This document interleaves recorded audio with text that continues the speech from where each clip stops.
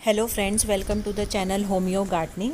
आज हम बात करेंगे स्पाइडर माइट्स के बारे में। स्पाइडर माइट्स क्या होते हैं? जो सामने आप स्क्रीन पे देख रहे हैं, एक ब्राउन कलर का इंसेक्ट दिख रहा है आपको लीफ के नीचे। ये स्पाइडर है।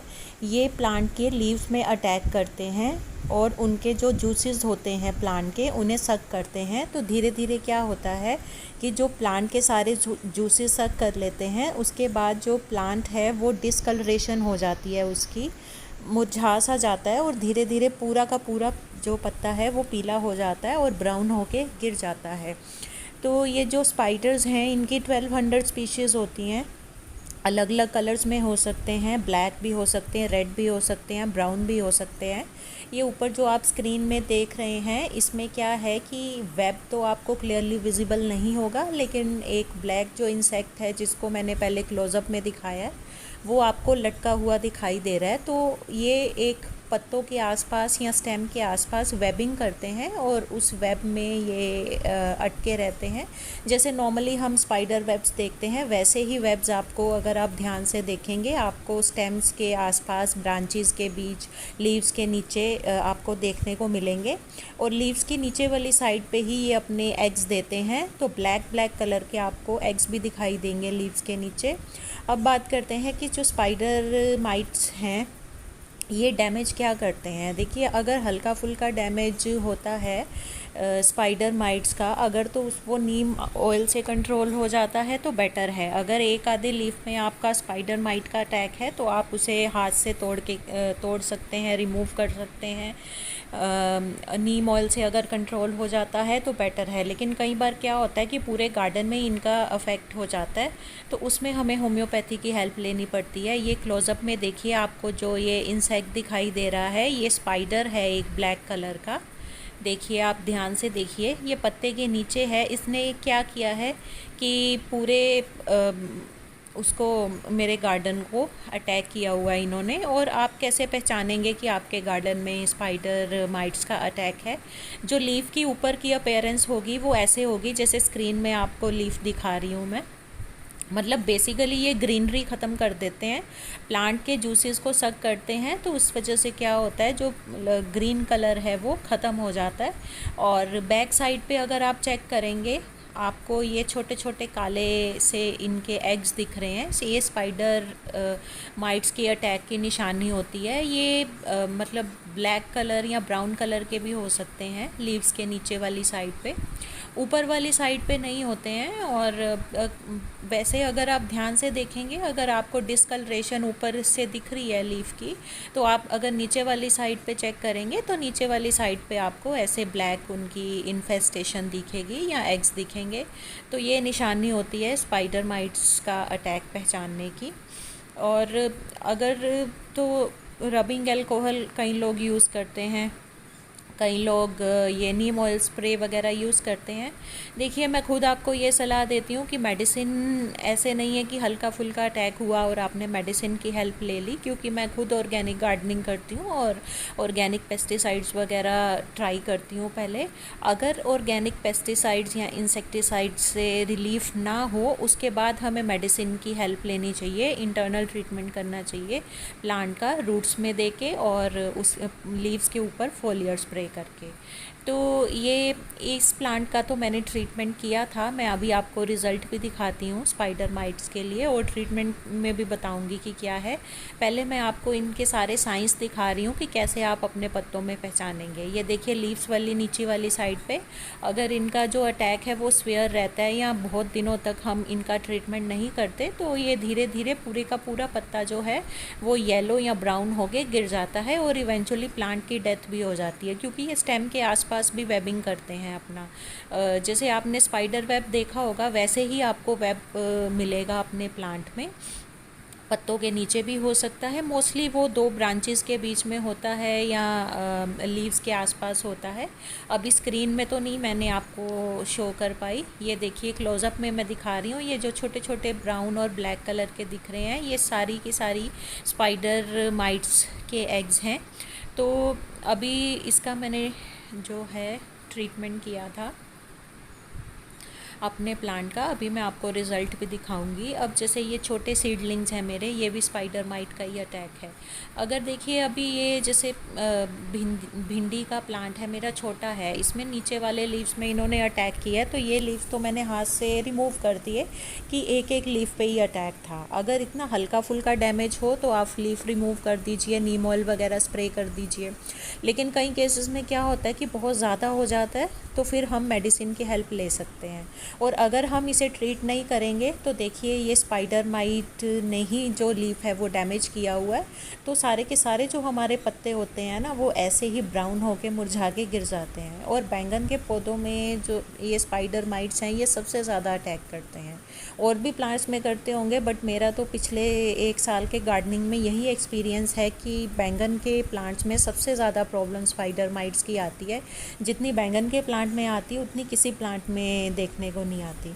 तो ये जो सामने आप प्लांट देख रहे हैं, ये मेरा पूरा इन्फेस्टेड था स्पाइडर माइट से। उसके बाद मैंने इसका ट्रीटमेंट किया, 3 डोजेस दी।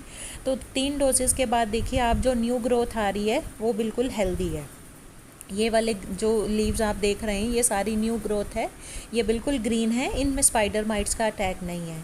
तो ये साइन है कि अब हमारा जो प्लांट है वो स्पाइडर माइट के डेंजर नहीं है उसको, वो उसके अटैक से अब फ्री है। तो अब हमें मेडिसिन की कोई ज़रूरत नहीं है। देखिए जब हम कोई भी मेडिसिन से इंटरनल ट्रीटमेंट करते हैं प्लांट का, रूट्स में देते हैं या फोलियर स्प्रे करते हैं, उसके बाद हमें कैसे पता लगता है कि हमारे जो प्लांट का ट्रीटमेंट है वो कंप्लीट हो चुका है? वो हम इससे पता लगाते हैं कि जो नई ग्रोथ आती है, नए लीव्स आते हैं, नई ब्रांचेस आती हैं, वो एकदम हेल्दी होने चाहिए, उनमें अटैक नहीं होना चाहिए। तो मेडिसिन का यूज़ करने से क्या होता है कि जितने लीव्स तो ऑलरेडी अफेक्ट हो चुके हैं किसी भी, चाहे स्पाइडर माइट है या एफिड है या आंट से हैं, वो तो आपके रिकवर नहीं होंगे। सिंपली वो क्या होगा, अपने आप ही झड़ के गिर जाएंगे। लेकिन जो नई ग्रोथ आएगी उस पे स्पाइडर माइट्स का या कोई भी और पेस्ट होगा उसका अटैक जो है वो नहीं होगा। तो और जो पत्तों के नीचे आपको मैंने जो दिखाए हैं वो जो है ना डेड हो जाते हैं, प्लांट की जो रेजिस्टेंस है वो इंक्रीज़ कर देती है जो मेडिसिन है। तो जो फर्दर उसकी ग्रोथ होती है उसके ऊपर किसी भी, चाहे फंगस है, स्पाइडर माइट्स है, आंट्स है, किसी का भी अटैक नहीं होता।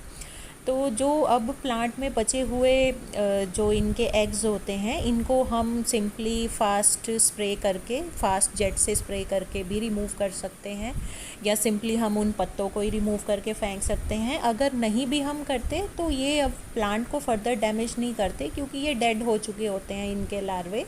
तो ये अपने आप ही क्या होगा, झड़ के गिर जाएंगे, या पत्ते ही जब झड़ के गिर जाएंगे तो साथ में जो उनके एग्स हैं वो भी ख़त्म हो जाएंगे।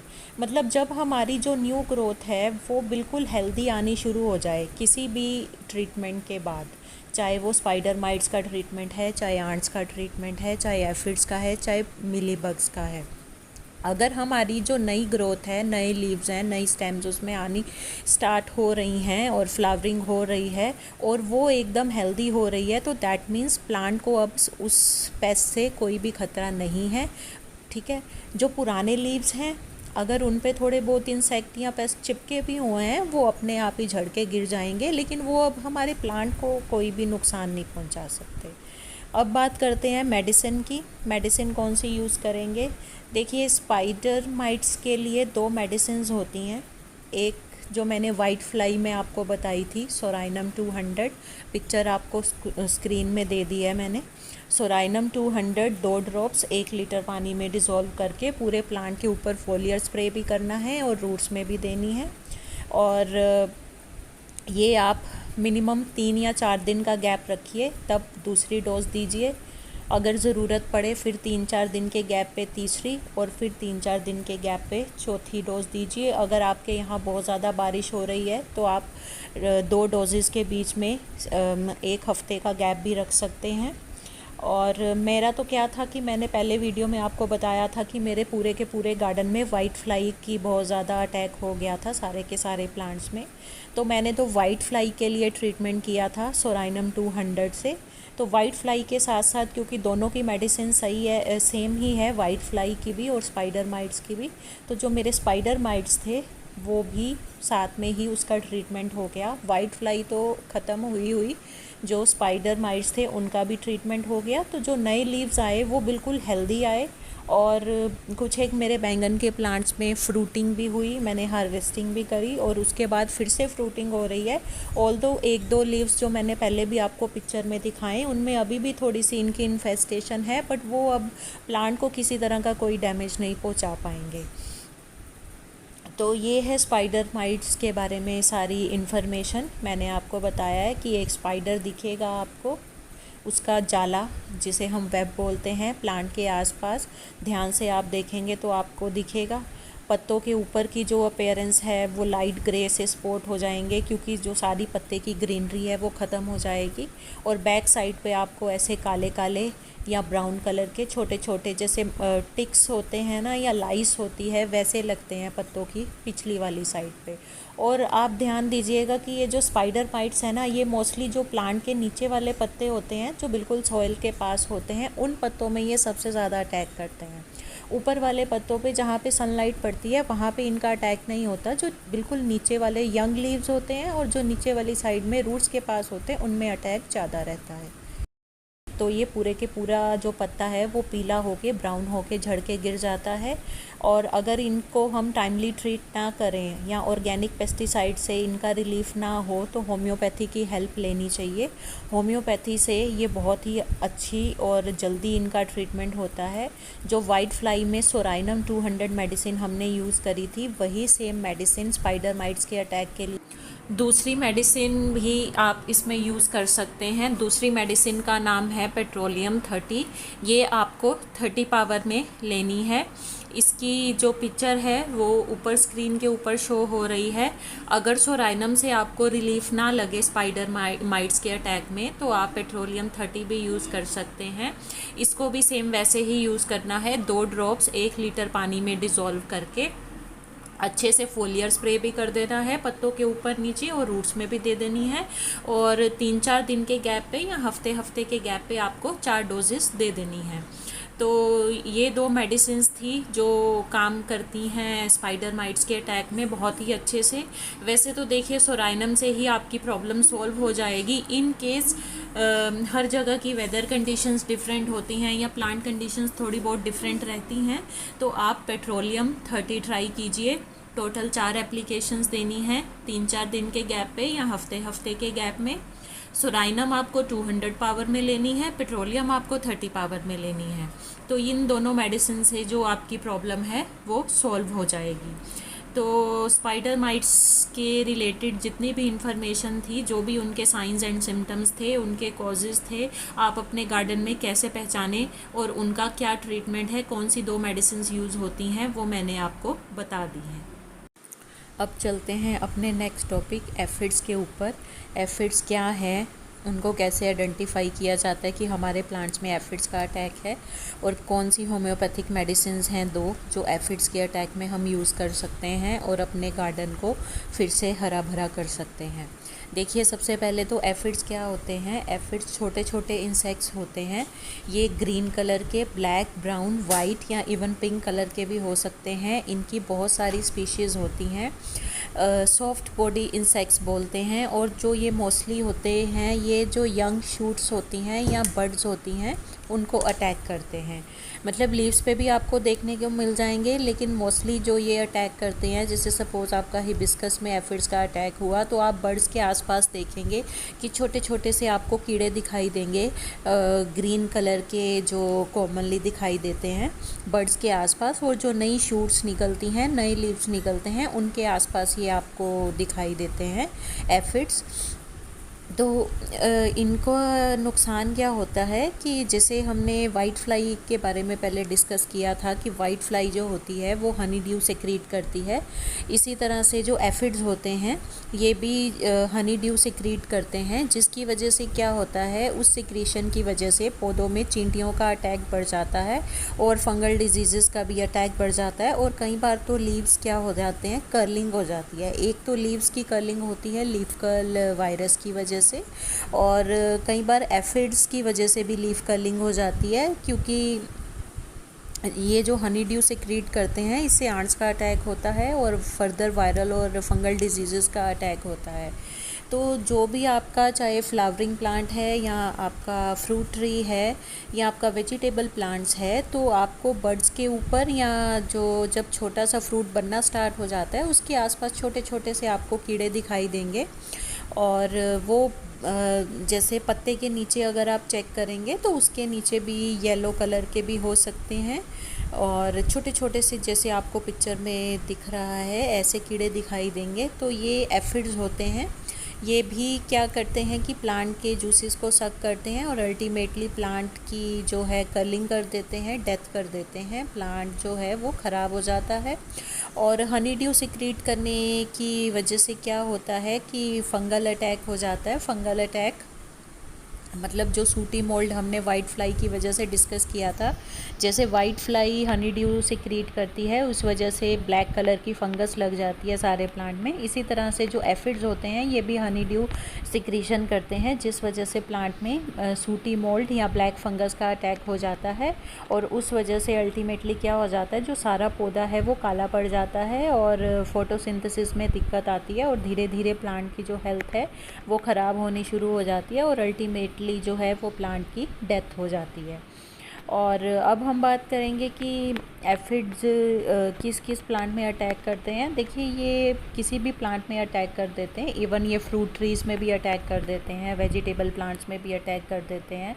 तो जब आप चेक करोगे पत्तों की पीछे की तरफ भी आपको येलो कलर के, ब्लैक कलर के, वाइट कलर के या ग्रीन कलर के या बर्ड्स के आसपास आपको दिखाई देंगे।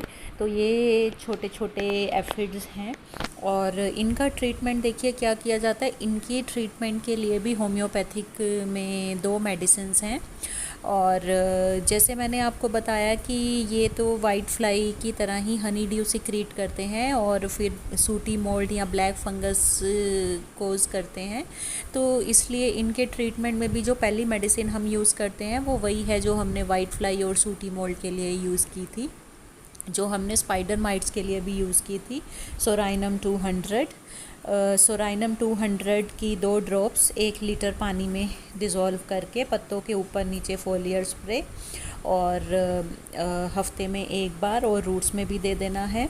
और दूसरी जो इसमें एक इम्पोर्टेंट मेडिसिन रहती है, वो उस मेडिसिन का जो नाम है वो मेडिसिन है कोक्सीनेला सेप्टे। कोक्सीनेला सेप्टे क्या होता है कि एक जो नेचुरल तरीका होता है इनको एफिड्स को ख़त्म करने का, तो उसके लिए क्या करते हैं कुछ गार्डनर्स जो हैं ऐसे प्लांट्स अपने अफेक्टेड प्लांट्स के साथ लगाते हैं जिन पे जो लेडी बग होती है या जो बीटल होती है रेड कलर की, वो इनकी प्रीडेटर होती है एफिड्स की। तो ये इन सब जो एफिड्स होते हैं किसी भी तरह के, ब्लैक है, ग्रीन है, येलो है, वाइट हैं, तो वो इनका शिकार करती है, इनको खा जाती है जो रेड बीटल होती है। तो इसलिए इसके ट्रीटमेंट में भी जो होम्योपैथी से एक मेडिसिन बनती है कोक्सीनेला सेप्टे, तो वो उसी रेड बीटल के मतलब बॉडी से बनाई जाती है, उससे ही मदर टिंचर तैयार होता है और फिर पोटेंटाइजेशन से होम्योपैथिक मेडिसिन तैयार होती है। तो जो लेडी बग इनका शिकार करती है उससे जो मेडिसिन तैयार होती है कोक्सीनेला सेप्टे, वो इनका खात्मा करने के लिए बहुत ही इफ़ेक्टिव है। वो आप चाहे 30 पावर में भी यूज़ कर सकते हैं या 200 पावर में भी यूज़ कर सकते हैं, और उसका भी आपने यही करना है। वैसे तो सोराइनम से मोस्टली क्योर हो जाते हैं, क्योंकि मेरे तो जितनी बार भी अटैक हुआ है तो मैंने सोराइनम ही ज़्यादा यूज़ करती हूँ। बट इन केस अगर सोराइनम से आपको लग रहा है कि उतना रिलीफ़ नहीं हो रहा या बिल्कुल भी रिलीफ़ नहीं हो रहा, तो आप कोक्सीनेला सेप्टे, पिक्चर ऊपर स्क्रीन में आपको दिख रही होगी, कोक्सीनेला सेप्टे आपने 200 पावर में लीजिए चाहे 30 पावर में लीजिए, 2 ड्रॉप्स 1 लीटर पानी में डिज़ोल्व करके पूरे प्लांट में फोलियर स्प्रे कर दीजिए, रूट्स में भी स्प्रे कर दीजिए। और एक बात का ध्यान रखिए कि जो कोक्सीनेला सेप्टे अगर आप 200 में यूज़ कर रहे हैं तो इसका आपने एक ही बार स्प्रे करना है और रूट्स में देनी है।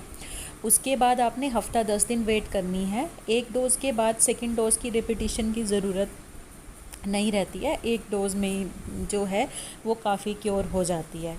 तो अब इन द नटशेल आपको मैं फिर से बता रही हूँ कि एफिड्स क्या होते हैं। जो आप ऊपर पिक्चर में देख रहे हैं, आपकी स्टेम के आसपास ग्रुप्स में, बंचेस में आप कह सकते हैं, छोटे छोटे से कीड़े, चाहे वो जो येलो कलर के इसमें आपको दिख रहे हैं ना, वो एफिड्स हैं। एफिड्स की वजह से आपको बताया कि हनी ड्यू सिक्रीट करते हैं, तो फिर पौधों में चींटियाँ आनी भी शुरू हो जाती हैं। मतलब जिन पौधों में वाइट फ्लाई का अटैक होगा या एफिड्स का अटैक होगा, तो उन पौधों में चींटियाँ आपको ज़रूर देखने को मिलेंगी। जिन पौधों में मिली बग्स का अटैक होता है, तो मिली बग्स भी जो सिक्रीट करते हैं हनी ड्यू, उसकी वजह से भी चींटियाँ आती हैं। तो ये सारी पिक्चर्स मैं आपको इसीलिए शो कर रही हूँ क्योंकि अलग अलग प्लांट्स में अलग अलग तरह के एफिड्स देखने को मिलते हैं। ज़रूरी नहीं है कि मेरे गार्डन में अगर ग्रीन एफिड्स आ रहे हैं तो आपके गार्डन में भी आपको ग्रीन कलर के एफिड्स ही मिले। तो जो कॉमन इंडिया में पाए जाते हैं उन सब की जो पिक्चर है वो ऊपर शो की है मैंने। ये येलो कलर के भी हो सकते हैं, स्टेम के आसपास आपको ऐसे लगेगा जैसे येलो कोटिंग किसी ने कर दी हो। और मोस्टली जो ये अटैक करते हैं ना, ये जो बर्ड्स होती हैं या जो यंग लीव्स होते हैं, मतलब पौधे के टॉप पोर्शन के ऊपर आपको ज़्यादा देखने को मिलते हैं। पत्तों के नीचे भी ये रिजाइड करते हैं, लेकिन जो कॉमन इनका साइट ऑफ अफेक्शन होता है वो वही रहता है। तो मेडिसिन के लिए मैंने आपको 2 मेडिसिन बताई हैं ट्रीटमेंट के लिए। एक तो सोराइनम 200 ही, अगर वो नहीं काम कर रही है तो कॉक्सिनेला सेप्टे 200 पावर में 2 ड्रॉप्स 1 लीटर पानी में डिज़ोल्व कीजिए अच्छी तरह से फोलियर स्प्रे के लिए। और ये मेडिसिन आपको एक ही बार यूज़ करनी है। मैंने आपको एक इसमें सिम्टम ये भी बताया है कि कई बार जिन प्लांट्स में एफिड्स का अटैक होता है और उसमें कई बार क्या होता है, लीफ कर्लिंग हो जाती है। एक तो हमने लीफ कर्ल वायरस की वजह से लीफ कर्लिंग डिस्कस करी थी, उसमें हमने थ्यूजा मेडिसिन यूज़ करी थी। तो अगर प्लांट्स में वायरस की वजह से, लीफ कर्ल वायरस की वजह से कर्लिंग हो रही है तो हम थ्यूजा यूज़ करेंगे। लेकिन कई बार क्या होता है कि कुछ प्लांट्स में जिनमें एफिड्स का अटैक होता है, उनकी हनी ड्यू सेक्रीशन की वजह से भी जो लीव्स होते हैं वो ऊपर की तरफ मुड़ जाते हैं, मतलब बंद होने शुरू हो जाते हैं, अपवर्ड डायरेक्शन में जो है लीफ कर्लिंग हो जाती है। तो अगर आपके किसी प्लांट में ऐसा सिम्टम देखने को मिले जिसमें एफिड्स भी हैं और एफिड्स की वजह से लीफ कर्लिंग हुई हुई है, तो उसमें एक मेडिसिन ऊपर स्क्रीन में शो हो रही है, सिमिसीफ्यूगा 200 या 30 पावर में। उसमें आपको ये मेडिसिन यूज़ करनी है। पर्टिकुलरली ये इसी सिम्टम के लिए होती है कि जिन पौधों में एफिड्स के अटैक की वजह से लीफ कर्लिंग हो गई है, पत्ते अंदर की तरफ मुड़ने शुरू हो गए हैं, तो उसमें हम सिमिसीफ्यूगा रेसमोसा यूज़ करेंगे। सिमिसीफ्यूगा रेसमोसा 30 पावर में या 200 में आपको यूज़ करनी है।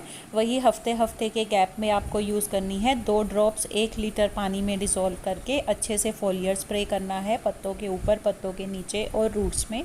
1 हफ्ता वेट करनी है। सेकेंड डोज की रेपिटिशन की ज़रूरत नहीं पड़ती। तो ये था सब कुछ एफिड्स के बारे में कि कैसे उन्हें आइडेंटिफाई करें कि हमारे गार्डन में एफिड्स का अटैक है, एफिड्स की वजह से क्या क्या साइन और सिम्टम्स मिलते हैं, क्या डैमेज होता है। और 3 मेडिसिन इसमें हमने डिस्कस करी जो एफिड्स के ट्रीटमेंट में हेल्पफुल रहती हैं। सोराइनम 200, कॉक्सिनेला सेप्टे 200, सिमिसीफ्यूगा रेसमोसा 30 और 200 पावर में। एक बात का ध्यान रखिए, ये मैं आपको जो भी ऑप्शंस दे रही हूँ इसका मतलब ये नहीं है कि तीनों मेडिसिन आपने सेम टाइम पे यूज़ करनी है। एक टाइम पे आपको एक ही मेडिसिन यूज़ करनी है। अगर आपके पास जो इन तीनों में से कोई भी मेडिसिन अवेलेबल है तो आप वो यूज़ कर सकते हैं, लेकिन एक टाइम पे आपको एक ही मेडिसिन से ट्रीटमेंट करना है। अगर उस मेडिसिन से आपको डिज़ायर्ड रिज़ल्ट नहीं मिल रहा है तब आपने दूसरी मेडिसिन को ट्राई करना है। एक साथ तीनों मेडिसिन नहीं यूज़ करनी है, चाहे वो स्पाइडर माइट हो, चाहे वो एफिड्स हो, चाहे वो मिलीबग्स हो, चाहे आंट्स हो। मैं आपको ऑप्शंस इसलिए बता रही हूँ कि कई बार देखिए क्या होता है कि हमारे पास घर में एक मेडिसिन ख़त्म होती है तो हम दूसरी यूज़ कर सकते हैं, या कई बार हमें एक मेडिसिन से उतना अच्छा रिज़ल्ट नहीं मिल पाता या 50-60% रिज़ल्ट मिलता है तो हम दूसरी मेडिसिन ट्राई कर लेते हैं जिससे हमें 100% रिज़ल्ट मिलता है। इसलिए मैं आपको हर जो प्रॉब्लम है उसके लिए 2 या 3 ऑप्शंस बता रही हूँ। इस बात का ध्यान रखिए, एक टाइम पे एक ही मेडिसिन यूज़ कीजिए। नेक्स्ट टॉपिक है हमारा मिलीबग्स। मिलीबग्स से आप सब फेमिलियर ही होंगे जितने भी गार्डनर्स हैं।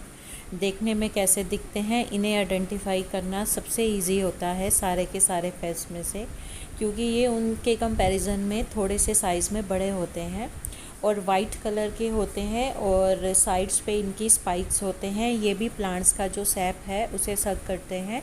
अल्टीमेटली ये भी लीफ कर्लिंग कर देते हैं या येलोइंग कर देते हैं। हनी ड्यू सेक्रीट करते हैं, जिस वजह से आंट्स का अटैक होता है और फिर से सूटी मोल्ड का अटैक होता है प्लांट पे। प्लांट पूरा काला पड़ जाता है, प्लांट में फोटोसिंथेसिस नहीं हो पाती और इवेंचुअली प्लांट की डेथ हो जाती है। तो ये छोटे छोटे से इंसेक्ट्स होते हैं, मोस्टली ये वाइट कलर्स के ही होते हैं और देखने में आपको ऐसा लगेगा कि जैसे छोटी छोटी कॉटन की बॉल्स हैं, वो प्लांट के ऊपर हैं या लीव्स के ऊपर हैं या फ्रूट्स के ऊपर हैं।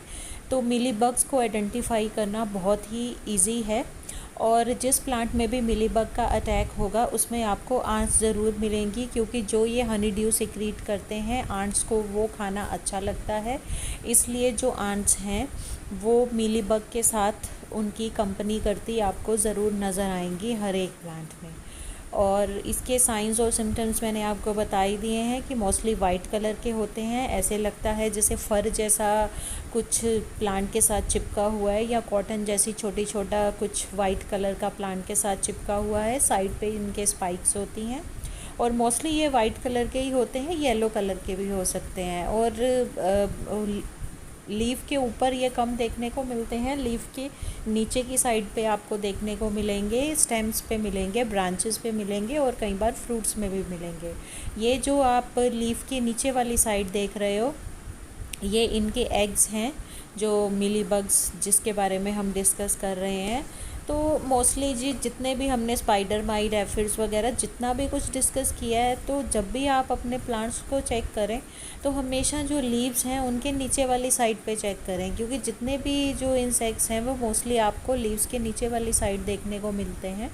और जब आप कोई फर्टिलाइज़र का फोलियर स्प्रे कर रहे हैं या किसी पेस्टिसाइड का, इंसेक्टिसाइड का फोलियर स्प्रे कर रहे हैं, तब भी आप लीव्स की नीचे की साइड पे स्प्रे कीजिए, क्योंकि जो इंसेक्ट्स हैं वो मोस्टली नीचे की साइड रहते हैं।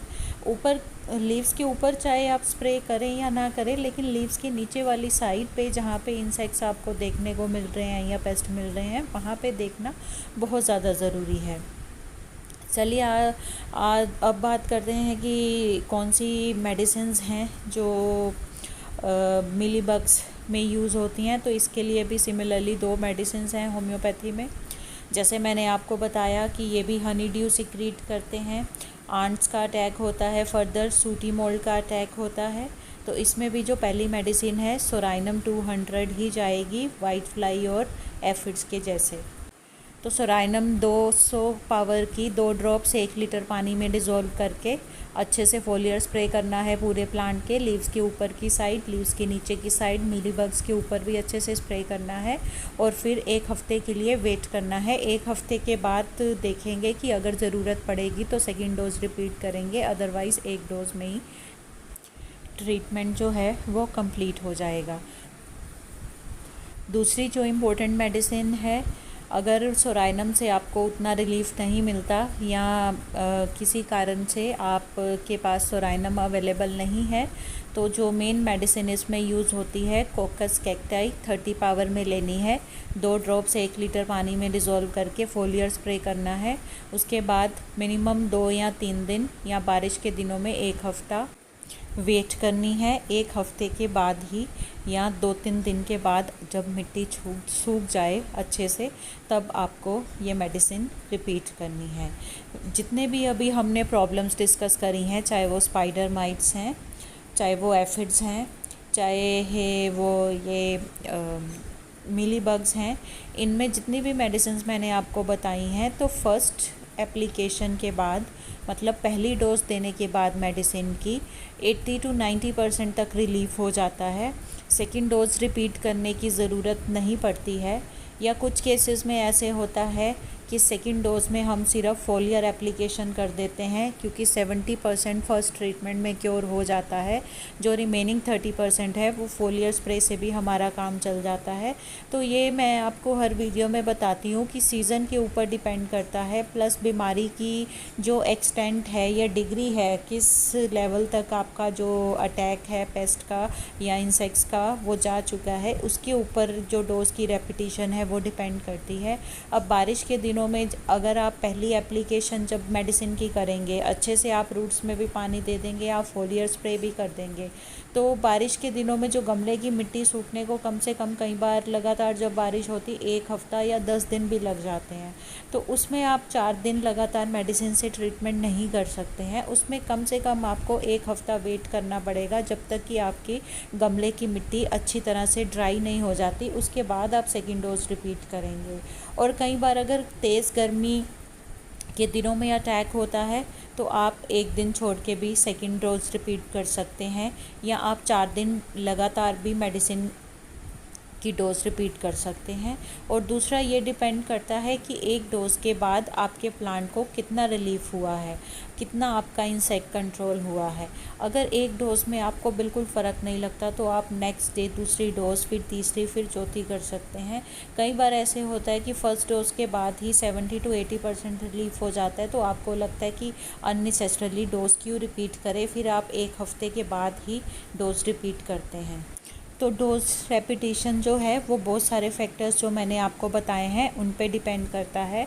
तो ये सारी इन्फॉर्मेशन थी मिली बग्स के बारे में। इन अ नटशेल आप कैसे आइडेंटिफाई करेंगे, जैसे आपको ऊपर पिक्चर में दिखाई दे रहे हैं, कॉटन जैसे, फर जैसे वाइट कलर के छोटे से इंसेक्ट्स होते हैं, बट नेकेड आई में ये विजिबल हो जाते हैं और लीव्स की अंडर साइड में ये ज़्यादा अपने एग्स देते हैं।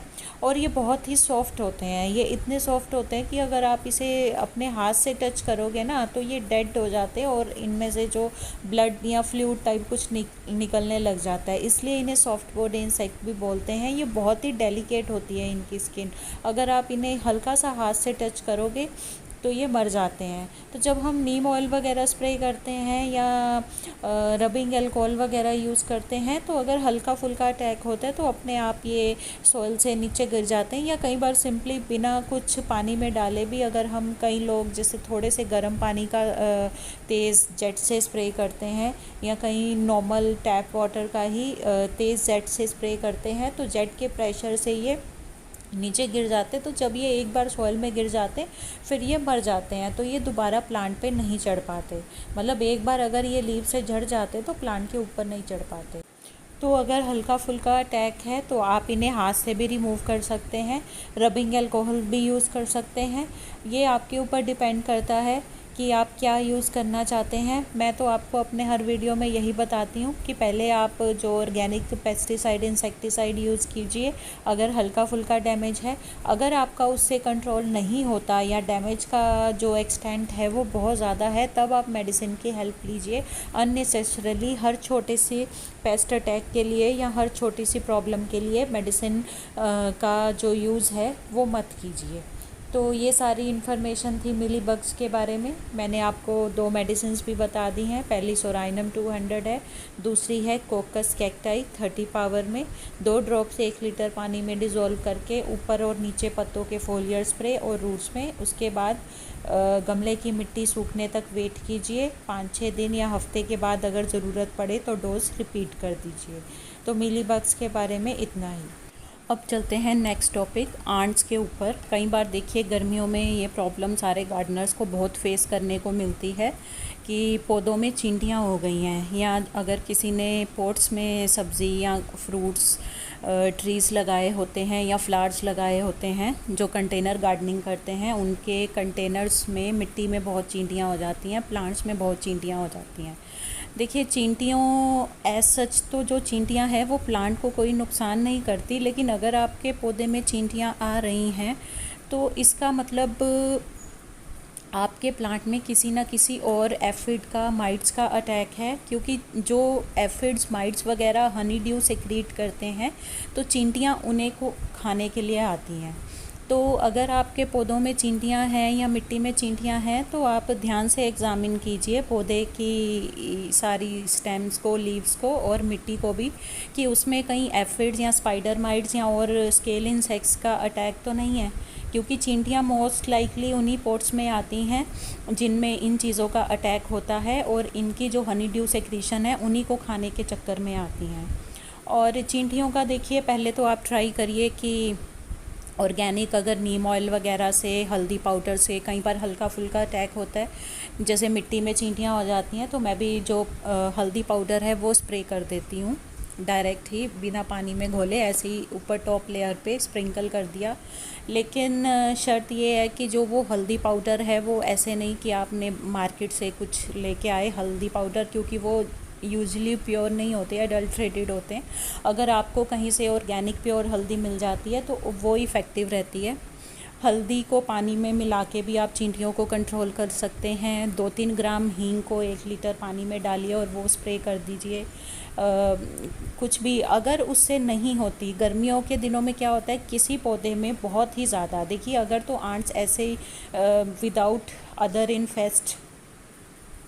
Without other attack of insect आई हैं तो वो ऐसे चली जाएंगी नीम ऑयल वगैरह से या हल्दी या हींग के पानी से। तो लेकिन कई केसेस में क्या होता है कि हम बहुत बार ये सब कुछ ट्राई कर लेते हैं और अटैक उनका बढ़ता ही जाता है। तो उस केस में होम्योपैथी में हम क्या कर सकते हैं, एक ही मेडिसिन है चींटियों के लिए, सोराइनम 200 भी काम करती है, बट जो स्पेसिफिक मेडिसिन है वो है कैम्फोरा 30। कैम्फोरा 30 आपको लेनी है, 2 ड्रॉप्स 1 लीटर पानी में डिज़ोल्व करनी है। अच्छे से आपने फोलियर स्प्रे करना है पूरी स्टेम्स पे, पत्तों के ऊपर नीचे, और जहाँ जहाँ आपको चींटियाँ दिखाई दे चींटियों के ऊपर ज़रूर स्प्रे करनी है। और वही पानी फिर आपने सॉइल में भी दे देना है। चींटियों के लिए आपने स्पेशल ये ध्यान ज़रूर रखना है कि सॉइल में जो मेडिसिन वाला पानी है, वैसे तो मैं सभी अदर जो अटैक्स होते हैं इंसेक्ट्स के उसमें भी बोलती हूँ कि फोलियर स्प्रे के साथ साथ आपने रूट्स में भी वो पानी देना है।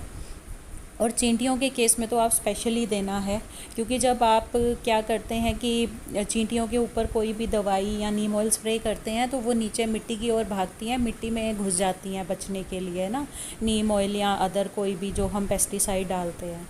तो फिर जब उसका स्प्रे उड़ जाता है या नेक्स्ट डे असर ख़त्म हो जाता है तो वापस मिट्टी से बाहर आके फिर से पौधे में अटैक कर देती हैं। तो इसलिए रूट्स में, सॉइल में डालना बहुत ज़रूरी है। मेडिसिन ऊपर स्क्रीन पे आपको शो हो रही है, कैम्फोरा 30 पावर में लेनी है, 2 ड्रॉप्स 1 लीटर पानी में डिज़ोल्व करके फोलियर स्प्रे और रूट्स में दे देना है। 2-2, 3-3 दिन छोड़ के टोटल आपको 4 एप्लीकेशंस करनी है, चींटियाँ ख़त्म हो जाए। अब चलते हैं नेक्स्ट टॉपिक के ऊपर, स्केल इंसेक्ट्स। स्केल इंसेक्ट्स क्या होते हैं, क्या ये डैमेज करते हैं और कैसे इन्हें आइडेंटिफाई किया जाए, और कौन सी होम्योपैथिक मेडिसिन है जो स्केल इंसेक्ट्स में बहुत ही अच्छा असर दिखाती है। देखिए स्केल इंसेक्ट्स क्या होते हैं, कई बार आप अपने पौधों में देखेंगे कि आपको पौधों के ऊपर, चाहे वो स्टेम्स है, ट्विग्स हैं, या जो बड़े पेड़ हैं उनकी ब्रांचेस में भी छोटे छोटे से ड्रॉपलेट्स दिखाई देते हैं। जैसे उनकी पर्ल लाइक अपीयरेंस होती है, जैसे बिल्कुल बारीक बारीक से मोती होते हैं ना, छोटे छोटे वाइट कलर के, जैसे आपको ऊपर पिक्चर में दिख रहे हैं, और वो शाइन करते हैं, जैसे चमकने वाले छोटे छोटे से वाइट कलर के मोती होते हैं वैसे आपको दिखाई देंगे। और दूर से अगर आप उन्हें देखोगे ना तो आपको क्या लगेगा कि ये ना प्लांट का ही कोई पार्ट है, मतलब आप उन्हें ये नहीं आइडेंटिफाई कर पाओगे, क्योंकि जनरली वो इमोबाइल होते हैं। मतलब जब वो मैच्योर हो जाते हैं, अडल्ट एज में पहुंच जाते हैं, तो वो एक ही जगह पे चिपके रहते हैं, मूवमेंट नहीं करते इधर उधर एफिड्स की तरह। तो ये एक निशानी है कि एक ही जगह पे चिपके रहते हैं स्केल के साथ, और छोटे छोटे से मोतियों की तरह आपको लगेंगे। उनके कोई विंग्स वगैरह आपको दिखाई नहीं देंगे, वो इसलिए नहीं दिखाई देंगे क्योंकि उनके ऊपर एक वैक्स की कोटिंग होती है जो उन्हें और उनके एग्स को प्रोटेक्ट करती है। तो जब आप हाथ से उन्हें रब करेंगे ना लीफ को, तो वो झड़ के नीचे गिर जाएंगे और चिपचिपे होते हैं, क्योंकि वो भी हनी ड्यू सिक्रीट करते हैं। तो चिपचिपा सा फ्लूइड आपके हाथों में लगेगा। जैसे आप ऊपर पिक्चर में देख रहे हैं, आपको ऐसे लग रहा है कि कोई वाइट कलर के छोटे छोटे से जो मोती हैं वो हैं पत्तों के ऊपर। बिल्कुल उनकी इंसेक्ट जैसी अपीयरेंस नहीं होती। दूर से देखने पे आपको ऐसे ही लगता है कि लीव्स के ऊपर या स्टेम्स के ऊपर छोटे छोटे वाइट कलर के मोती हैं। तो ये पहचान होती है स्केल इंसेक्ट्स की। एक पिक्चर ये भी देखिए, ये ब्रांच के आसपास क्लस्टर्स में है, मतलब एक पूरा इनका ग्रुप है, ये भी सारे स्केल इंसेक्ट्स हैं।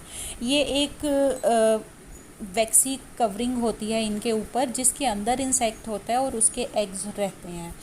और ये भी हनी ड्यू सिक्रीट करते हैं, तो हनी ड्यू सिक्रीट करते हैं तो उस वजह से ये भी प्लांट्स को क्या डैमेज करते हैं कि प्लांट्स बिल्कुल येलो हो जाते हैं, क्योंकि सूटी मोल्ड डेवलप हो जाता है। सूटी मोल्ड फंगस जो एफिड्स की वजह से भी सूटी मोल्ड होता है, वाइट फ्लाई की वजह से भी सूटी मोल्ड होता है। तो जितने भी इंसेक्ट्स हैं जो हनी ड्यू सेक्रीट करते हैं, वहाँ पे सूटी फंगस या ब्लैक मोल्ड का अटैक होता ही होता है, और पौधा पूरा काला होके या पीला या ब्राउन होके सड़ के गिर जाता है और अल्टीमेटली प्लांट की डेथ हो जाती है। तो ये डैमेज है। और ये अगर पास पास पेड़ लगे होते हैं, सपोज़ एक पेड़ में है तो दूसरे पेड़ में हवा के साथ ये बहुत जल्दी स्प्रेड हो जाते हैं। इनकी एक ख़ास अपीयरेंस होती है जो कई बार कई लोग कंफ्यूज होते हैं। मिली बग्स भी होते हैं वाइट कलर के, लेकिन जो मिली बग्स होते हैं उनके आपको साइड पे छोटे छोटे स्पाइक्स दिखाई देंगे और वो बहुत सॉफ्ट होंगे। दूर से ही आप आइडेंटिफाई कर लेंगे कि ये कोई इंसेक्ट है, लेकिन इनकी अपीयरेंस छोटे छोटे ड्रॉपलेट्स की तरह होती है। और उन ड्रॉपलेट्स पे ना शाइन होती है, क्योंकि उसके ऊपर एक वैक्सी कोटिंग होती है। उस वैक्सी कोटिंग की वजह से इन इंसेक्ट्स के ऊपर एक शाइनिंग, एक ग्लेज सा आपको देखने को मिलेगा। वाइट कलर के भी होते हैं, ये ब्राउन ब्लैक किसी भी कलर में हो सकते हैं। जैसे ऊपर आप पिक्चर में देख रहे हैं, ये ब्लैक कलर में है। छोटे छोटे से आपको ऐसे लग रहा है कि टाइनी ड्रॉपलेट्स हैं शाइनी से। इनको देख के आप ये नहीं बोल सकते कि ये इंसेक्ट हैं, बट ये डेंजरस इंसेक्ट होते हैं। मैंने आपको बताया है, आंट्स हनी ड्यू सिक्रीट करते हैं तो आंट्स का अटैक पौधे में बहुत ज़्यादा हो जाता है, सूटी मोल्ड का अटैक बहुत ज़्यादा हो जाता है, और अल्टीमेटली प्लांट की येलोइंग हो जाती है और डेथ हो जाती है। कुछ केसेस में ये ब्राउन होते हैं। ये देखिए ब्राउन कलर के ऊपर वाली पिक्चर में दिख रहे हैं आपको, ये भी स्केल इंसेक्ट्स हैं। ये पूरा का पूरा जो इंसेक्ट है वो एक कवरिंग है, वैक्सी कवरिंग, जिसकी वजह से ये शाइन करते हैं। तो दूर से कई बार आपको ऐसे लगेगा जैसे कोई अगर इनका पेड़ पे किसी पे पेड़ के तने पे अटैक रहता है, तो जो पेड़ की जो बाक होती है, स्टेम होती है, वो भी ब्राउन कलर की होती है। तो अगर उसमें भी ऐसे ही यही वाले ब्राउन कलर के स्केल इंसेक्ट्स होते हैं तो आइडेंटिफाई करना मुश्किल हो जाता है। आपको दूर से ऐसे ही लगेगा कि ये उसकी स्टेम का ही पार्ट है किसी पेड़ का, कि उसका ही बम्प निकला हुआ है, मतलब ऐसे बम्प्स टाइप आपको फील होते हैं। टिपिकल इनकी अपीयरेंस होती है बम्प लाइक, जैसे कई बार हमारे स्किन में पिंपल्स हो जाते हैं ना, बम्पी पिंपल्स हो जाते हैं, वैसे बम्प लाइक अपीयरेंस होती है। शाइनी होती है और बाहर से आपको कोई भी इनके विंग्स वगैरह या स्पाइक्स नहीं दिखाई देते, मोती जैसे दिखाई देते हैं। काले, ब्राउन या वाइट रंग किसी भी रंग के हो सकते हैं। तो इनकी सिक्रीशन जो हनी ड्यू होती है तो सोराइनम भी काम करती है, लेकिन जो स्पेसिफिक मेडिसिन है वो इसमें जाती है पेट्रोलियम 30। पिक्चर आपको ऊपर स्क्रीन पे शो हो रही है। पेट्रोलियम 30 की 2 ड्रॉप्स 1 लीटर पानी में डिज़ोल्व करके पूरे प्लांट पे इंसेक्ट्स के ऊपर भी फोलियर स्प्रे करना है और रूट्स में भी देनी है। फिर वही 2-2 या 3-3 दिन के गैप पे आपको रिपीट करनी है। टोटल 4 एप्लीकेशंस करनी है। 4 एप्लीकेशंस के बाद देखेंगे कि ये अपने आप ही डेड हो जाएंगे। अगर वैसे तो अपने आप ही झड़ के गिर जाएंगे, जब ये डेड हो जाते हैं तो हवा के साथ ये झड़ के गिर जाते हैं। अदरवाइज़ उसके बाद आप फास्ट जेट से स्प्रे करोगे पानी का तो ये उससे झड़ के गिर जाएंगे। मतलब मेडिसिन इनको टोटली ख़त्म कर देगी, डेड कर देगी। उसके बाद या तो ये हवा से नीचे गिर जाएंगे या आप फास्ट जेट से स्प्रेयर पंप से पानी स्प्रे करोगे तो उससे ये झड़ के गिर जाएंगे। ये बहुत ही अच्छी मेडिसिन है पेट्रोलियम 30 स्केल इंसेक्ट्स के लिए। अपीयरेंस मैंने आपको बता दी है।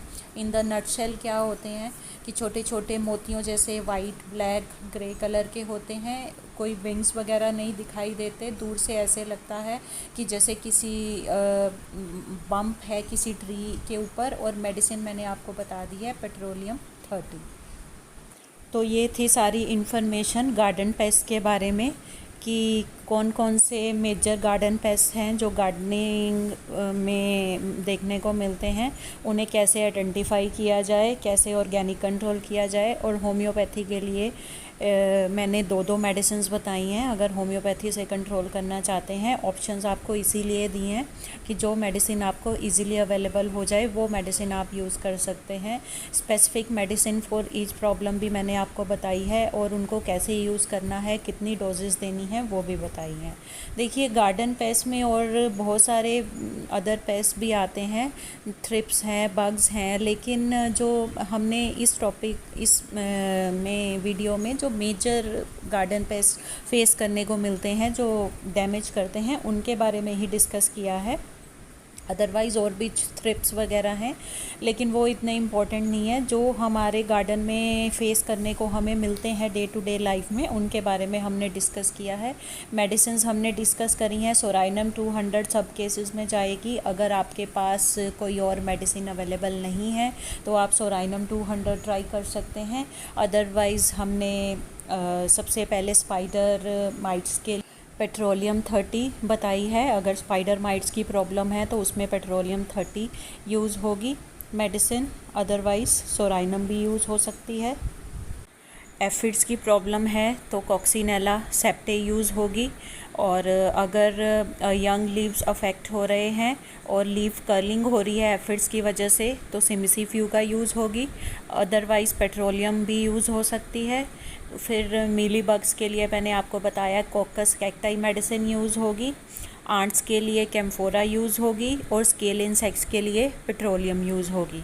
सोराइनम इन सभी के सभी में जा सकती है। अगर इन आपको ये जो स्पेसिफिक मेडिसिन्स हैं, अगर आपको किसी रीज़न से अवेलेबल नहीं होती है तो आप सोराइनम 200 भी यूज़ कर सकते हैं। अगर सोराइनम 200 से रिलीफ हो जाता है तो वेल एंड गुड है। अदरवाइज़ अगर नहीं हो पाता सोराइनम 200 से, तो जो मैंने आपको स्पेसिफिक मेडिसिन्स बताई हैं आप वो यूज़ कीजिए। 100% आपकी जो प्रॉब्लम है वो सॉल्व हो जाएगी।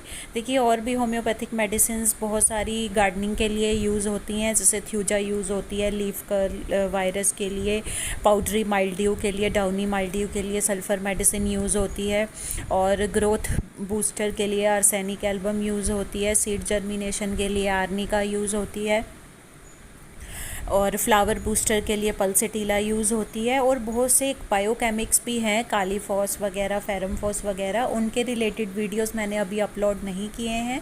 तो अगर आप चाहते हैं कि और भी जो डिफरेंट गार्डनिंग प्रॉब्लम्स हैं उनके सॉल्यूशंस आप होम्योपैथी से करना चाहते हैं, तो मेरे चैनल होम्यो गार्डनिंग को सब्सक्राइब कीजिए, चैनल को लाइक कीजिए, वीडियोज़ को लाइक कीजिए, आगे अपने गार्डनर फ्रेंड्स के साथ शेयर कीजिए, ताकि केमिकल पेस्टिसाइड्स, फर्टिलाइज़र्स का यूज़ टोटली जो है वो गार्डनिंग से ख़त्म हो जाए, और हमारे बच्चों के आगे भी मतलब जो है वो पोल्यूटेड केमिकल फर्टिलाइज़र्स या केमिकल पेस्टिसाइड से पोल्यूटेड खाना ना उन्हें खाने को मिले। और say yes to homeopathy, say yes to organic, and no to chemicals, no to chemical fertilizers and pesticides. Net पे आपको बहुत सारी मेडिसिन्स मिलेंगी इन प्रॉब्लम्स के लिए, लेकिन मैंने आपको अपने पहले वीडियोस में भी बताया कि मैं खुद एक किचन गार्डनर हूँ। अपने गार्डन में मैं जो मेडिसिन्स यूज़ करती हूँ, जो उनमें से बेस्ट सिलेक्टेड रेमेडीज़ हैं, उन पे ही मैं वीडियो बनाती हूँ, वही आप लोगों के सामने लेके आती हूँ। जो मेडिसिन किसी भी प्रॉब्लम में गार्डनिंग से रिलेटेड 80 to 90% तक रिज़ल्ट लेती है, उसको ही मैं आप लोगों को प्रेस्क्राइब करती हूँ। ये तो हमने बात करी कि गार्डन में कौन कौन से पेस्ट हमें देखने को मिलते हैं, कैसे उनका मैनेजमेंट किया जाए होम्योपैथी से। अब कुछ लोगों का क्वेश्चन ये रहता है कि क्या इन पेस्ट को मैक्सिमम लेवल पे अवॉइड किया जा सकता है जितना हम कर सकते हैं। तो देखिए, जैसे हम ऑर्गेनिक वे में हर 15 या 10 डेज़ में अपने सारे प्लांट्स पे फोलियर स्प्रे करते हैं, नीम ऑयल का या ट्राइकोडर्मा का या किसी भी फंगीसाइड या पेस्टिसाइड, इंसेक्टिसाइड का, तो उसके लिए मैंने पहले भी 2 वीडियोस डाल चुकी हूँ। होम्योपैथिक में बहुत ही अच्छा एक है कैलेंडुला मदर टिंचर, पिक्चर ऊपर आपको स्क्रीन में दिख रही है। तो ये जो कैलेंडुला मदर टिंचर है ये ऑल इन वन है, मतलब ये इंसेक्टिसाइड, पेस्टिसाइड भी है, फंजीसाइड का काम भी करता है, एंटीसेप्टिक का भी काम करता है। इसके बारे में डिटेल में देखिए, अगर मैं बताती हूँ कि अगर आपने कहीं कटिंग्स लगानी है तो उन कटिंग्स को पहले 1-2 घंटे के लिए पानी लीजिए, पानी में 4-5 बूंदे कैलेंडुला मदर टिंचर की डालिए और उसमें डिप करके रख दीजिए। तो सीड्स को जैसे हम रात को 12 घंटे के लिए भिगो के रखते हैं, तो वो कैलेंडुला वाटर में ऐसे ही, जैसे 1 लीटर पानी में आपने 5 ड्रॉप्स डाली और उसमें अपने सीड्स भिगो के 12 घंटे के लिए रखते, उससे सीड्स की जर्मिनेशन बहुत अच्छी होती है, प्लस सीड्स का ट्रीटमेंट हो जाता है ताकि उन्हें फंगस वगैरह ना लगे। अगर हम कहीं से कटिंग या प्रूनिंग करते हैं तो उसके ऊपर हम हल्दी पाउडर लगा देते हैं या कोई भी फंजीसाइड लगा देते हैं ताकि उसमें इन्फेक्शन ना हो। तो उसमें आप कैलेंडुला मदर टिंचर की डायरेक्ट ही एक ड्रॉप जहाँ से हमने प्रूनिंग करी है उसके ऊपर लगा दीजिए। वो बहुत जल्दी हील हो जाता है और कोई उसमें इन्फेक्शन नहीं होती फर्दर प्लांट में। तो और कैलेंडुला को हम नीम ऑयल सब्स्टिट्यूट भी बोल सकते हैं, क्योंकि हर 15 दिन में अगर हम नीम ऑयल ना स्प्रे करके कैलेंडुला मदर टिंचर अपने पूरे गार्डन में, पूरे प्लांट्स में, सॉइल में स्प्रे करें तो ये ऑल इन वन का काम करता है। हमें अलग से फंजीसाइड, अलग से इंसेक्टिसाइड, पेस्टिसाइड वगैरह यूज़ करने की ज़रूरत नहीं पड़ती। ये सब तरह के पेस्ट को गार्डन से दूर रखने में मदद करता है। सपोज़ जैसे हमने सीड्स लगाए हैं तो कैलेंडुला वाटर में उन्हें डिप किया लगाने से पहले, उसके बाद सीडलिंग्स को भी हमने हर 15 दिन बाद कैलेंडुला वाटर दिया। तो रेगुलर इंटरवल पे जितना प्लांट का लाइफ साइकिल है, अगर ये हम कैलेंडुला वाटर स्प्रे करते रहेंगे या सॉइल में थोड़ा थोड़ा देते रहेंगे तो क्या होगा कि मैक्सिमम 100% तो नहीं मैं कह सकती, लेकिन 70 to 80% तक जो जितने भी अभी हमने गार्डन पेस्ट डिस्कस किए हैं वो आपके गार्डन में आने बंद हो जाएंगे। देखिए, कैलेंडुला यूज़ करने का सबसे बड़ा जो मतलब मुझे पर्सनली ये इसलिए अच्छा लगता है क्योंकि नीम ऑयल का क्या रहता है, उसमें हमने पहले सॉप मतलब कोई भी लिक्विड सॉप मिक्स करना होता है, वो अच्छे से कभी भी मिक्स नहीं हो पाता और जो हमारी स्प्रे बॉटल्स वगैरह है वो सारी ख़राब हो जाती हैं, क्योंकि उसमें हम जितना मर्जी अच्छे से क्लीनिंग कर लें थोड़ा बहुत ऑयल उसमें लगा रह जाता है। और मेरी तो बहुत सारी ऐसे स्प्रे बॉटल्स हैं जैसे जिनमें फंगस लग के ख़राब हुई हैं, जिनमें मैं नीम ऑयल डाल के स्प्रे करती थी। और दूसरी बात है कि बहुत सारे केसेस में मैंने ये देखा है कि नीम ऑयल एक हद तक काम करता है, उसके बाद आजकल सारे के सारे जितने भी इंसेक्ट्स हैं वो इतने रेजिस्टेंट हो चुके हैं कि वो नीम ऑयल उन पे कोई असर ही नहीं करता। और हर शहर में हर एक कंपनी का नीम ऑयल की जो इफ़ेक्टिवनेस है वो भी कम है। मतलब मुझे कोई इतना हल्का फुल्का डैमेज हो तो ठीक है, चल जाता है नीम ऑयल से काम। अगर हमने as a preventive measure use करना है नीम ऑयल को तो चल जाता है, लेकिन अगर पेस्ट अटैक हो चुका है उसके बाद नीम ऑयल कोई काम नहीं करता। लेकिन कैलेंडुला का ये फ़ायदा है कि जब पेस्ट अटैक हो चुका है तो ये उसके बाद भी असर करता है। 100% नहीं करेगा, लेकिन मैंने बोला 50 to 80% तक ये फिर भी असर करेगा। प्लस इसको स्प्रे करने का ये भी फ़ायदा होता है कि जितने भी इंसेक्ट्स हैं, एफिड्स वगैरह, ये भी आने कम हो जाते हैं और धीरे धीरे तो बिल्कुल आना ही बंद हो जाते हैं। प्लांट की रेजिस्टेंस इतनी स्ट्रॉन्ग हो जाती, मॉस्किटोज़ को भी दूर रखता है ये आपके गार्डन से और चींटियों को भी दूर रखता है।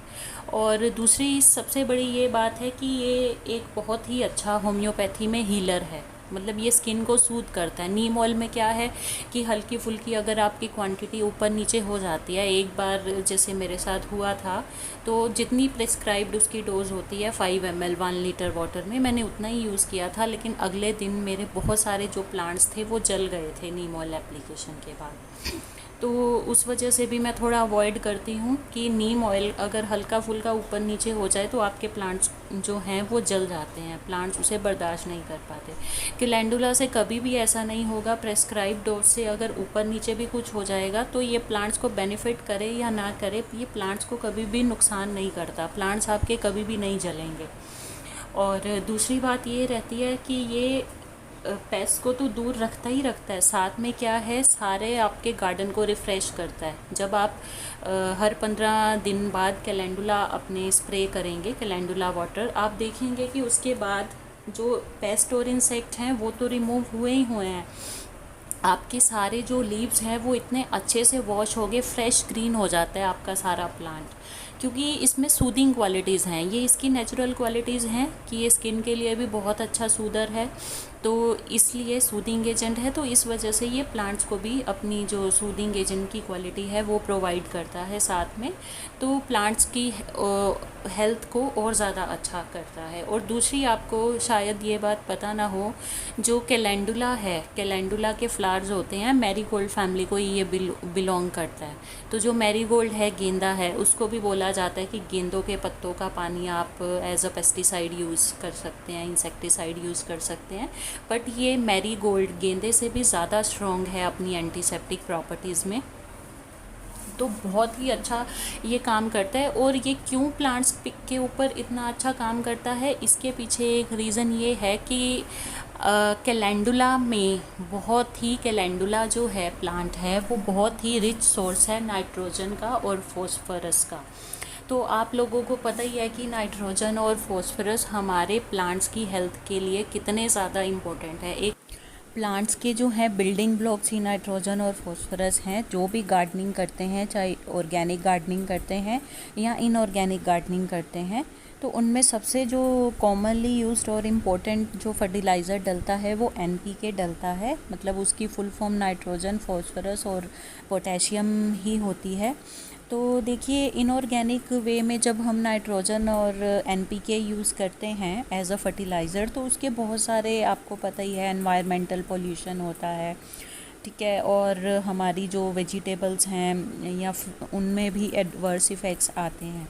तो अगर हमें जो प्लांट्स के बिल्डिंग ब्लॉक हैं, नाइट्रोजन और फॉस्फोरस जो हैं, वो हमें ऑर्गेनिकली मिल जाएं बिना किसी साइड इफ़ेक्ट के और बहुत ही चीपर रेट पे, तो इससे अच्छी पैथी आई डोंट थिंक कोई हो सकती है गार्डनिंग में यूज़ करने के लिए। तो इसलिए जो है ना, जो कैलेंडुला है, नाइट्रोजन और फॉस्फोरस की क्वांटिटी ज़्यादा होने की वजह से क्या करता है, नाइट्रोजन और फॉस्फोरस जो हम उन्हें हर 15 दिन में, 20 दिन में प्लांट्स को सप्लीमेंट देते हैं, वो हम क्या कर रहे हैं कि साथ में कैलेंडुला हम स्प्रे करके अपने पेस्टिसाइड का भी काम ले रहे हैं, और साथ में जो फर्टिलाइजेशन है वो भी हो रही है लीव्स के थ्रू। तो जो फोलियर एप्लीकेशन हम फर्टिलाइज़र की करते हैं वो ज़्यादा इफ़ेक्टिव रहती है। देखिए, जब नाइट्रोजन और फॉस्फोरस जो है वो फोलियर स्प्रे से जब एब्जॉर्ब हो जाएगा प्लांट्स में, तो ऑब्वियसली वो क्या करेगा, प्लांट के बिल्डिंग ब्लॉक्स हैं, नाइट्रोजन अगर कैलेंडुला के थ्रू जाएगा प्लांट में तो बहुत ही लश ग्रीन आपका प्लांट होगा, नाइट्रोजन डेफिशिएंसी नहीं होगी, ठीक है। फॉस्फोरस जा रहा है तो बहुत ही अच्छी उसमें फ्लावरिंग होगी, बहुत ही अच्छी उसमें फ्रूटिंग होगी। तो इतने जो हैं ज़्यादा बेनिफिट हैं इसको यूज़ करने के अपने गार्डन में कैलेंडुला के। तो देखिए, कुछ एक मेडिसिन्स हैं जो मैं आपको सजेस्ट करूंगी कि अगर आप होम्योपैथी अपने गार्डन में इंट्रोड्यूस करना चाहते हैं, तो हम उसे कह सकते हैं कि जैसे first aid kit for gardening, homeopathic first aid kit for gardening. तो ऐसे तो बहुत सारी मेडिसिन्स हैं, लेकिन मैं कुछ एक आपको इम्पोर्टेंट मेडिसिन्स बता देती हूँ कि जो आप अपने उसमें किट में रख सकते हैं, और उसमें ही आपकी जो जितनी भी गार्डनिंग प्रॉब्लम्स हैं A to Z वो मोस्टली सॉल्व हो जाएंगी। सबसे इम्पोर्टेंट, अगर आप अपनी गार्डनिंग किट बनाना चाहते हैं होम्योपैथी की, तो नंबर 1 पे जो आती है कैलेंडुला मदर टिंचर, उसके सारे बेनिफिट्स मैंने आपको बता दिए हैं।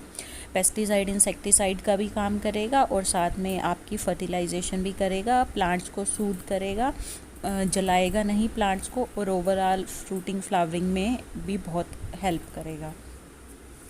नंबर 2 पे जो मेडिसिन आती है साइलिशिया भी मैंने आपको बता दिया कैलेंडुला की तरह ऑल इन वन है, ठीक है। सीड जर्मिनेशन में भी हेल्प करती है। सीड्स को आप जैसे कैलेंडुला वाटर में भिगो के रखते हैं, अगर आप थोड़ी देर सिलिशिया वाटर में भिगो के रख देंगे तो उनसे जो प्लांट्स डेवलप होंगे ना, तो उनकी रेजिस्टेंस बहुत अच्छी होगी, बहुत ही रोबस्ट जो उनकी हेल्थ होगी, बहुत मोटे उसके तने होंगे, बड़े बड़े लीव्स होंगे, फोटोसिंथेसिस बहुत अच्छी होगी। जब किसी भी प्लांट्स के लीव्स बहुत बड़े बड़े ब्रॉड होते हैं तो सनलाइट उन्हें खींचने में कोई दिक्कत नहीं होती, फॉलिएज बहुत अच्छी होती है, रेजिस्टेंस बहुत अच्छी होती है प्लांट की सिलिशिया यूज़ करने से।